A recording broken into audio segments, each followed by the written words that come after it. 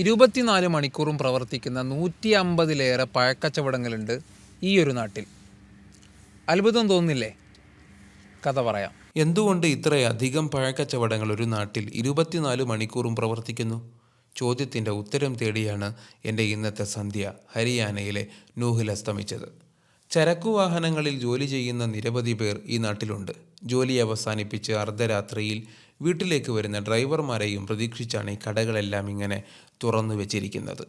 ചരക്കുവാഹനങ്ങൾ നിരവധി കടന്നുപോകുന്ന വഴി കൂടിയാണിത്. ചെറിയ തുകയിൽ അത്യാവശ്യം നല്ല പഴങ്ങൾ ഇവിടെ നിന്ന് ലഭിക്കും.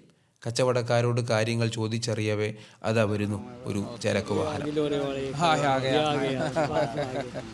200 से ऊपर दुकान होंगी यहाँ पर। शॉप फ्रूट का शॉप 200 से ऊपर होगा। അതിശൈത്യമാണ് നിലവിൽ ഉത്തരേന്ത്യയിൽ. ചൂടുകായാൻ തീ കത്തിച്ചു വെച്ചാണ് കച്ചവടക്കാർ ആളുകളെയും പ്രതീക്ഷിച്ചിരിക്കുന്നത്. ഈ കൊടും തണുപ്പിൽ അത് വലിയൊരു ആശ്വാസമാണ് താനും. നിലവിൽ പേരയ്ക്ക കാലമാണ്.